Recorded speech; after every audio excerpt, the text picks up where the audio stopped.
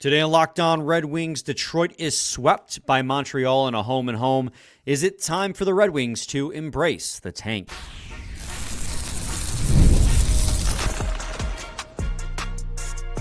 You're Locked On Red Wings, your daily podcast on the Detroit Red Wings. Part of the Locked On Podcast Network, your team every day.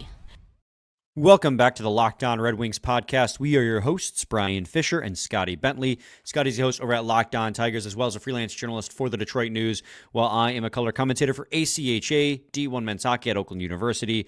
Scotty, just can't have anything nice in Detroit. You got 2 wins in a row. You thought maybe we were going streaking, but instead they dropped 2 massive eggs, kind of in different fashions, against the same, I would say, bottom of the league team. But now after those 2 wins, you sit beneath them in the standings, just above Buffalo. So going to be a very unfun episode to record here at Locked On Red Wings. So apologies in advance for doom and gloom, but I think we're reaching, Scotty, kind of that breaking point with this team's season. Yeah, I would agree. Yep. So we'll talk about those games as well as the bigger picture implications that could be had on today's episode. But first, got to let you guys know today's episode is brought to you by FanDuel. New customers can place a $5 bet, and you'll get started with $250 in bonus bets if you win your first $5 bet. Visit FanDuel.com today to get started. All right, Scotty, swept by Montreal 4-3 and 5-1, a team that is deep in a rebuild, trying to still figure out what their identity is as a hockey team, and has kind of struggled early on in the season. The Detroit Red Wings come in riding a 2-game win streak. I don't know if you can really call that a streak, but 2 back-to-back wins, trying to right the ship themselves. And Montreal looked like the perfect team to get things off on the right foot, and they blow a lead in the third period against the Montreal Canadiens in the first game, and then they never looked like they were even present in the second game. So in an attempt to keep things tidy and try to talk about each game at a time before getting into the bigger implications of the weekend, what is your first thought and difference maker in regards to the first game? I think my first thought after the first game was, well, you better win Saturday, and certainly we know how that turned out. So I guess my first thought after game 2 was much more big picture. Right. I mean, we talked about it on Friday. I didn't even really expect them to get 4 points this weekend, even though it was against a team was toward the bottom of the standings. Right. Like I was kind of going into it expecting a split. They weren't even able to do that. And I think it was disappointment in the blown lead, in the blown third period on Friday. And then, okay, this is somewhat salvageable. I'm not sure acceptable is the right word, but it's somewhat salvageable if they go out and they win on Saturday and then they got their teeth kicked in. Obviously that did not happen, but that was my first thought after the game. I mean, difference maker. I guess I liked what we saw from Patrick Kane again, which is something. That's a couple of, again, Saturday, I think we kind of took a step back as an organization, but scored a goal in that game. And we were very critical of him early in the week. I'm not sure that completely absolves everything, but had a nice little 2 or 3 game stretch there as well. But I mean, like they went 0 for 4 on the power play. They gave up a goal on the penalty kill. The Talbot didn't look great. It wasn't a super inspiring performance for as close as it ended up being. So I don't really know. I don't know. Is that a cop out? I don't know. No, I mean, that's where I'm going to be with the second game when we get to segment 2. I'll be kind of like shrugging my shoulders for my difference maker. I don't really have one. I think for my first thought was, holy crap, this defense needs Simon Edvinsson, because you saw very quickly how shallow the defensive depth is on this team. And it's crazy. We started the year with 8 defensemen, and we didn't have a way to get them all in. Edvinsson gets injured, and now you're struggling to find anybody who can play NHL caliber minutes, because you had Ben Sherratt up on the top pair. And honestly, I thought Ben Sherratt, at least in the first game, not the second game, up until obviously he left and didn't play in the third period, but in the first of the 2 games, I thought he adjusted himself amicably on the top pair, especially a top pair that took on even more responsibility. Like that, I didn't think it was possible to give them more difficult deployments than they already did. But in that first game against Montreal, they somehow managed because your second pair became Justin Holl and Jeff Petrie. And it's crazy that like you only have two of the right shot defensemen, but you have to pair them up together because they're the only two that the lone thought could take on second pair minutes. They looked bad together. And then the third pair was like unplayable. Like they straight up, Gustafsson, the amount of turnovers I saw Eric Gustafsson commit on the third pair against the softest competition when you had control over matchups on home ice is crazy. He legitimately, I know we just did a whole episode, he legitimately does not look like a defenseman, NHL defenseman right now with how he's playing. And Albert Johansson, I'm sorry to say, does not look that much better. And I know he's been saddled with it's hard to play your game when you're being told, okay, you have to be the safety net for this guy on the third pair. But like, it's not like they're not giving him soft deployments too. And he has played a fair share with Justin Holl as well. Like he had a really rough game as well. Albert Johansson looked really, really rough. And it's really a damning indication of roster construction that your third pair looks unplayable at any level in the NHL right now. So the point where Simon Edvinsson or one defenseman in Simon Edvinsson getting injured completely breaks down. It already wasn't good, but it looked really bad. That was my first thought. Difference maker in terms of, as it goes for me, is deflections and special teams.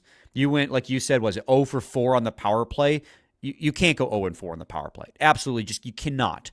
I know Montreal Canadiens have a middle of the road penalty kill, but yours was a top 10 penalty kill or power play, and you went 0 for 4 in both games. You didn't score a single power play goal in either of these. Just a lot of passing around the rim and a lot just not shooting the puck enough. It's just, that was a big one. And then they allowed 3 goals that went off their own defenders. And I don't want to absolve Cam Talbot of all the guilt either, because some of these deflections I don't think changed the direction enough to be like able to wipe away the goal from Cam Talbot's responsibility, his shoulders. I thought they were still savable shots. But the fact that 3 got deflected, like that's just bad luck. I'm not blaming anybody for that, but that's just really crappy luck. Like Patrick Laine blasting a shot on the power play that breaks Moritz Seider's stick en route to going in the net off that deflection. Those are the definitive difference makers in the first game. It was another sloppy game where the Red Wings kind of were playing run and gun offense like they have been a little bit lately since they started winning again. And by winning again, I mean like actually winning the occasional hockey game. But it was asinine, the amount of deflections that went off Red Wings players in that game. Yeah, and I don't know. I feel like it's when it rains, it pours type of feeling around the team right now. And like you said, man, going into this weekend, vibes were relatively high. I'm not going to say the fan base was like super optimistic about anything, but you won a couple of games. You looked really good against some pretty good teams as well, and you were going up against one of the bottom feeders in the NHL, and people, okay, if you can win both of these, then you're looking like you're in a lot better shape all of a sudden coming out of the weekend. And yeah, they went right back to looking, not great. Right. And like, Patrick Kane had that beautiful goal, right? But it still wasn't a great game from him. Their line was getting kind of pounded analytically. And when I say analytically, I think there's this broader conversation. I feel like we need to do like a intro to advanced analytics one of these days, because I feel like a lot of people think that I say Corsi and that's like some advanced stat. It's like literally just shot attempts. Like how many times did they try to shoot the puck? They got hammered 60-40 on shot attempts in this game. Like they gave up in the total amount of shot attempts that were on the ice when they were on the ice, 60% were the other team's shot attempts. And for as soft as competition, as soft as deployments as they get, especially on home ice, that is unacceptable from a line you need to produce a lot of offense. It was a nice goal, don't get me wrong, but like you can't be getting outshot 60-40 when you're on the ice on home ice if you're Patrick Kane or whatever, and with your line mates. It's not unacceptable for Andrew Kopp and Alex DeBrincat too. I thought notably Michael Rasmussen had a nice game. He assisted on Joe Veleno's goal, which we all thought was Jeff Petrie's goal. We got robbed of another Jeff Petrie goal. He should have twice as many goals right now. They keep just taking his goals away. This is crazy, man. He should have twice as many goals. Is a crazy sentence. From 2 to 4. Am I wrong? No, you are objectively correct. Yeah, and so, but, he got the puck behind the net. He made the pass up to Jeff Petrie, who rifled it home, and then the assist on Tyler Motts. That was all Michael Rasmussen. He forced a turnover from Lane Hudson, who had a rough game, really rough game. I think he's a really talented hockey player, that Lane Hudson. I really do, Scotty. But I think we're quickly figuring out he's more of an offensive deployment type of guy than a defensive deployment type of guy, especially with his size. Because Patrick Kane's goal was because he turned over the puck twice in 5 seconds as well. But the Tyler Mott goal was all Michael Rasmussen, forcing the turnover and then having the wherewithal to just drop that back to Tyler Mott, who was breaking in late, was able to bury it. Gave the Red Wings a brief lead. So, notable performers, I mean, that's all I got. Yeah, man. Again, like it wasn't the fact that it was a close game was not due to an impressive showing by the Wings as a whole. Just a few, like you said, notable performers and standouts, and that's pretty much it. All right. Well, we're shotgunning these games because there's a lot to cover. So we'll head to game number 2 of the weekend, the worst of the 2 games in segment 2. So stay tuned to Locked On Red Wings. Today's episode is sponsored by PrizePicks. If you love sports, you're going to love PrizePicks, the best place to turn your sports knowledge into real money. Whether it's hockey, football, or any of your favorite sports, PrizePicks makes it easy to get in on the action. You can now win up to 1,000 times your money on PrizePicks. Plus, this holiday season, they're giving away $30+ million in rewards during Pickmas and offering 2 free picks in December. And when your picks hit, PrizePicks makes it easy to cash out. You can get your money in fast as 15 minutes. This week on PrizePicks, I'm eyeing the hockey board. Got another Red Wings game on Monday, unfortunately. It's been a while since Dylan Larkin's got on the score sheet with a goal, so I'm going to go Dylan Larkin, 1 goal in that hockey game. It's so simple to make my picks and have fun with friends while potentially cashing out fast. Download the app today and use code LOCKDOWNNHL to get $50 instantly after you play your first $5 lineup. That's right, $50 instantly. PrizePicks. Run your game. Segment 2, Locked On Red Wings podcast. All right, Scotty. The second game, 5-1 loss against the Montreal Canadiens.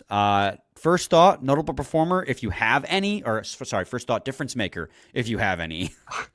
I think for this game, one of my biggest difference makers is just going to be goaltending as a whole for both teams. That's Lyon, since coming back from injury, hasn't been super inspiring, and I mean, in this game, the save percentage was in the 700s, so.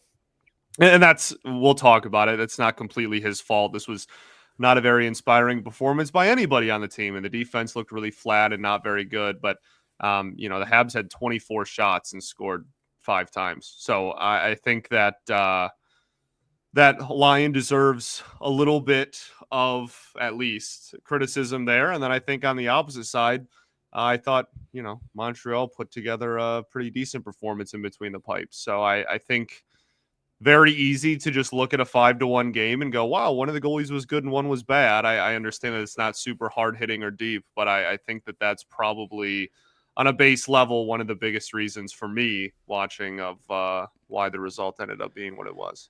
Yeah, as far as difference maker goes, I think that's fair. I didn't like Cam Talbot's performance in the first game either, although, a lot of deflections. I still stand by the fact that when I said that, I don't think a lot of those deflections were enough to completely absolve him from guilt, but deflections nonetheless, and that's crazy that so many of their goals came off deflections. Same in this one as well. There was a deflected goal too, but there were still 5 goals on Alex Lyon, and he did look scrambly very early on. I think you could easily say, for this whole weekend, Patrick Laine was a difference maker too for the Montreal Canadiens. He scored 2 big goals in both of these games, both power play goals, because he continues to be a power play merchant. But going into the weekend, that's what we warned you about. Power play, don't let Patrick Laine shoot. And he shot and he scored on both. Both of them off of Detroit Red Wings defenders, because this was the one that went off of Ben Sherrattinen. But that's, I think, a fair one. I think you could also very easily make an argument. It's not even an argument. I think it's just true. You went 0 for 4 on the power play again. So I said special teams was a difference maker in the first game along with deflections. Special teams is a huge difference maker in this one too. Notably, the penalty kill, Scotty, went 4 for 5. So that's a pretty high success rate. 80% is a pretty solid success rate on the penalty kill. But the power play, again, like you're not going to win many games not scoring on 4 power plays. Like that's just, you're not going to win a lot of hockey games that way. The team as a whole looked pretty lifeless. So I think if I gave kind of a couple difference makers there, but power play I think is my actual difference maker.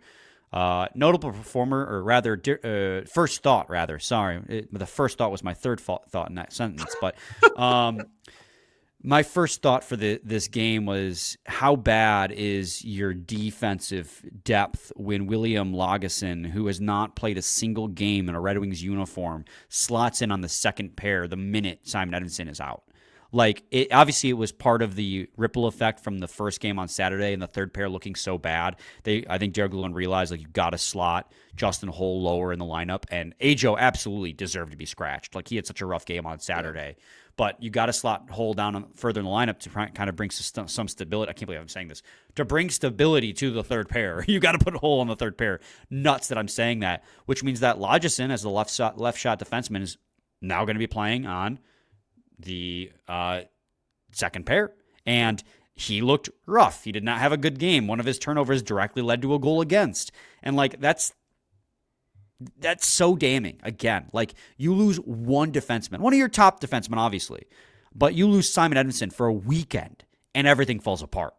Like, that's on Yzerman, 100%. I mean, like, we can argue and we can complain about Derek Lalonde giving Seider and Edvinsson such hard, difficult deployments, but he's doing it out of necessity, like genuine necessity, because his other two defensive affairs can't take on any extra work. I mean, it's just such a microcosm of this team's problems that losing one of your top line defensemen makes the rest of it fall apart. Yeah, I completely agree. And while Yzerman deserves blame for roster construction and whatnot, and maybe Lalonde is doing certain things out of necessity, I think my first thought after this game, honestly, was, is that game the nail in the coffin for his job here? Like, I don't know how you can't at least heavily consider it after this weekend. I know that I'm not trying to have short-term memory. Like we just had a couple of wins, good opponents, but this season has gone catastrophically wrong in comparison to preseason expectations, and you just got swept in a weekend home and home against one of the worst teams in hockey. And in the second game, you got pumped. You got obliterated. So I really find it hard to justify, or honestly just find it hard to believe, that this front office still has full faith in Lalonde at this point. And so my first thought after the game was, how much longer does he have? Yeah, and I think it's tough. Like, it's not tough. It's a tough conversation to have whenever you're bringing this, but we've already kind of been set in our opinion on this for a while now. Like, after the Sharks game out west, we said, like, it's time to move on from Derek Lalonde. Like, if you want this season to have any ability of this season to be a productive one for this team, even if you don't make the playoffs, you need to move on from Derek Lalonde. They didn't, and we've kind of just gone about life wondering what it's going to take. Well, now you've lost back-to-back games against a team that is further behind in the rebuild than the Detroit Red Wings. They are now 1 point above in the standings than the Detroit Red Wings, and the Red Wings are 8 points back of Ottawa right now. 8 points back of Ottawa right now. Like, is this the point now? Like, you say, how much longer will they hold on to Derek Lalonde? If they don't fire him by Christmas, and I'm saying this not just to you, Scotty, but everyone, if they don't fire him by Christmas, which is by the time people are listening to this, 2 days away, so you have one more game, then you're not firing him at all this season. And that means, in my eyes, this team is embracing the tank on the year. That Derek Lalonde or Steve Yzerman has realized that this year is not the year, and that by firing your head coach, you don't really accomplish anything because you're too far out of it to make a meaningful push. So you're just going to embrace the fact that this is a lost year and try it again and get another top 10 pick. Top 5 even, with how this season is projecting right now, how the trajectory of this team is going, which it should not be going this way. And Scotty, you and I, going into the season, like, we talked about it. We said this could be a step back year, but this doesn't feel like one step back. This feels like 2 or 3 steps back with how this team is playing. And they should not be.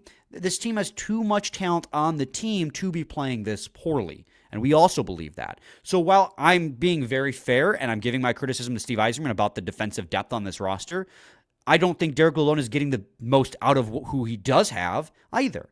So, like, that's why I just, like, think that this is it. Like, guys, this is the season. This is the year the Red Wings are going to have. If they don't fire him by Wednesday, it's probably a lost season. And Yzerman's probably embraced the tank. And that sucks. But I think that's probably what we're looking at here, dude. Yeah, I don't necessarily disagree. I just... Honest, this is going to sound super negative, but, like, how are we not even already there? Like, we're talking about, you could save the season if you fire him. Can you? Oh, no, you can't. I just said, right. You can't. So, like, if they had the opportunity, it all depended on, I'm sorry, I cut you off, buddy. No. But, like, it all depended on if they had fired him back in, like, November against the Sharks, right? That was still a salvageable point in the season. We were saying, like, you make your decision on your head coach by Thanksgiving. That's a month and a half of this team. That's a substantial sample size to see what this team is made out of. And, like, we were kind of coping with the fact that they didn't. And, like, if maybe they're still just giving it a little bit longer. We got the report from Darren Dreger. Maybe they're waiting, like, to that one weekend, right? Well, they split the weekend. So it's like, shrug your shoulders. That's just, like, that's why I believe that the front office probably has made the decision already. We just aren't privy to it. Like, we're all sitting here waiting for something to happen. And I think the fact that nothing has happened is probably the answer. Right. And I guess that's my point, is just that I appreciate the big picture, like, outlook and whatnot, but I don't even know if that's where they're at. Like, they could fire him today. We could get a notification in 3 hours and have to re-record this show and talk, and I'm still not sure that I would come on here and be like, oh, well, they're doing this to salvage the season. I'm not sure that's, I don't know. I want to watch my words, but, like, I'm not sure that's even possible at this point. I do think that there is a route where they fire the coach and it's still a tank year. And I'll explain to you why I think that is a route they could take after these messages. Stay tuned to segment 3 of Locked On Red Wings. Look how proud you are of that. I am very proud of that. Just as I am proud to be using FanDuel. The NFL playoffs are almost here, but it's not too late to get in on the action with FanDuel, America's #1 sportsbook, because right now, new customers can finish the season strong with $250 in bonus bets if your first $5 bet wins. FanDuel has so many ways for you to pick up a W. I love betting on which players will score a touchdown and how many points each team will score. It is thrilling. Just visit FanDuel.com to join today. That's FanDuel.com for your chance at $250 in bonus bets. Make every moment more with FanDuel, an official sportsbook partner of the NFL.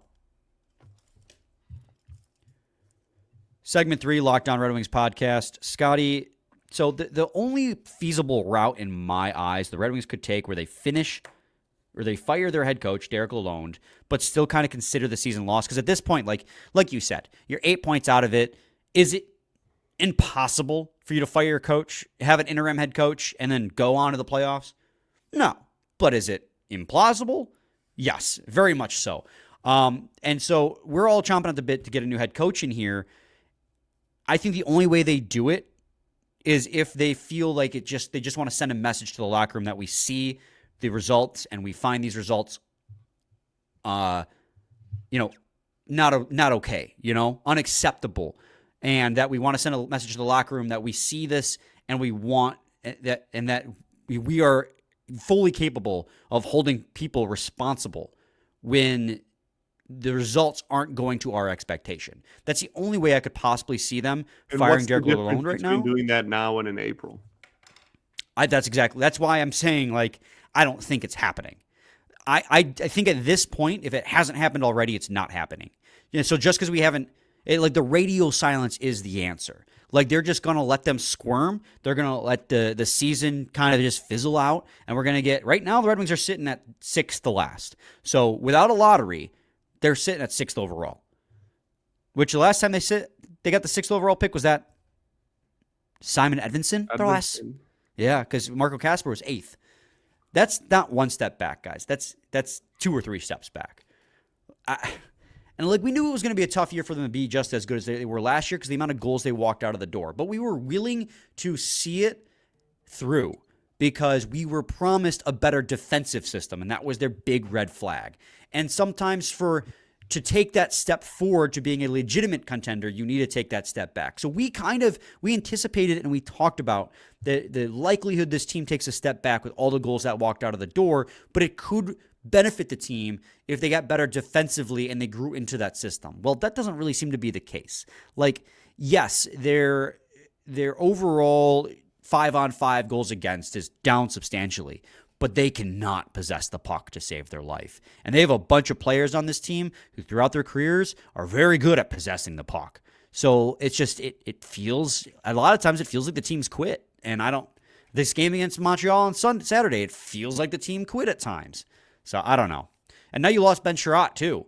So, because he didn't come back for the third period. We don't know the extent of his injury. Yeah, no. So now really, what do you have on D? Kind of the same. Kind of the same thing. Who was playing left side on the top pair, dude? Yeah, you. I can. I've played both sides. I'm a right shot, but I've played both sides. Let's do it. There we go. I do have an elite prospects page after all. Oh, buddy, don't I know it? I don't know, man. I don't know. I just feel like this weekend's games, just the nail in the coffin. That is the season right there. Any hope that was still out there, any wind that was still in the sails is all gone at this point. I would agree. To your point from segment 1, dude, I think, like you said, it's very hard to win both games. I don't care who you're playing. Winning home and home back-to-back against the same team, it's really hard to sweep that. Well, Montreal just did it. So you could have won. They could have won one of two, and I would have found that acceptable. But losing both, and in the fashion they lost both, it's just embarrassing. I just feel embarrassed right now to be a Red Wings fan. This is just not acceptable level of play from players who have a very high level. The only player right now, the only 2 players on this team that consistently play up to their level are the draft picks. And that's where we'll give Steve Yzerman a ton of credit, right? His amateur scouting and his drafting have been superb. Simon Edvinsson, Lucas Raymond, Moritz Seider have been superb. All 3 of those guys living up to every expectation we have had of them. Lucas Raymond's the top scorer on this team, and it continues to be. Of course, I know he didn't score in either of these 2 games. But Moritz Seider, right? You want to talk about a guy that's been shouldered with more than any defenseman in the NHL, it's Moritz Seider. We talk a lot about his time on the ice, the percentage of the time of the ice he spends against elite competition. Well, it took another huge jump in this weekend. Without Simon Edvinsson and the even shallower depth, he went from about 50% to almost 52% of his time on the ice spent against elite competition. That's why I'm so conflicted on the Steve Yzerman thing. Obviously the shine is off, right? I'm just fully at a point now with Steve Yzerman where it's okay, we're going to take the good with the bad, and we're going to criticize you where you deserve criticism. You deserve criticism with your free agent signings. Bar none. Besides Cam Talbot and Alex Lyon, besides the goaltending free agents that you've signed, who right now is playing to their potential? No one. Not a single one. And a lot of these guys are here on multi-year contracts. But his draft picks are playing well. So, I don't know. St. Louis? Yeah, it's one of those things what do you even say? What do we tell the people? Yeah, there's really nothing new from the Wings' perspective. It's kind of just talking about the opponent at this point. St. Louis has not been very good either. I think they're on an L3, one of the lowest scoring teams, point-producing teams in the NHL. Have some serious injuries. I know Krug is hurt. Who else did I say? Oh, Leddy. Red Wings legend. Yes, correct. So you got 2 guys that are probably not going to play in this one, who are obviously bigger names for them. And yeah, you're at home. So the thing is, even if they win, does that change anyone's opinion of anything we just talked about today? No. At this point, we're officially watching these games to root for the youth and to just enjoy hockey as much as we can. Like, we're not the team's not playing for anything anymore. Maybe they're playing for something, I'm sure. Like, I'm sure they have internal, like, I would hope our so. season's not over. But, like, as fans, I think we see the writing on the wall. And if they make the playoffs after this, I will eat my words happily. So, I mean, there's nothing better being correct is always fun. But, like, being wrong in the best way possible is, like, being done with a team. I'm not done with the Red Wings by any means, but, like, feeling like they're out of it and then them still making the playoffs. I'm sure you felt that with the Tigers this year. Sure So did. it's like, how happy were you when you thought they sold at the deadline and you're like, it's over, and they made the playoffs? Like, if that happened to the Red Wings, don't get me wrong, we'd be here celebrating super happily. But I mean, we're just watching these games, rooting for the best players to play their best and hoping for the best, but we don't have any expectations anymore. Expectations are long gone at this point. I would say so. Yeah, you're right, though, Scotty. They are one of the lowest scoring teams at 5-on-5 in the league. They are 26th for the record. The Detroit Red Wings are 30th in 5-on-5 goals scored. Goals against in a given game, they currently rank, looks like they're probably about middle of the pack here. They're 23rd, so a little bit below middle of the pack in goals against. So that would put them at, like, I think 11th or 12th most goals against at 5-on-5. The amount of shot attempts they give up per game ranks them at 27th. So, yeah, they're another team that is in your tier, so to speak. So is it a winnable hockey game? Yes. But again, do we have an expectation of a win at this point? If it happens, that'd be nice. But we don't expect it. Last year, there were a lot of games we expected them to win, and they did. But not so much this year. I would agree. They have the 27th best power play, and they have the 25th worst penalty kill, or the 25th best. So, like, the 7th worst penalty kill. They're at the bottom of the league. English is hard. That's okay. They suck, but so do you. So good luck. Oh, the teams. Yeah. I thought you were talking about me. No, Like, you're all right. fantastic. I was like, dang, that's a heck of a way to end the episode, I guess. No, you are fantastic. You put up with me rambling incessantly on a daily basis. So you're a fantastic person. Thanks, bud. You're welcome. We ball? Do we, though? You know what? We do. We always do. We do. The listeners do. The Red Wings, I don't know at this point. But we'll be back with a new episode recapping a game. It's the St. Louis Blues tomorrow. So stay tuned for that. Same time, same place. It's your team every day. Every day.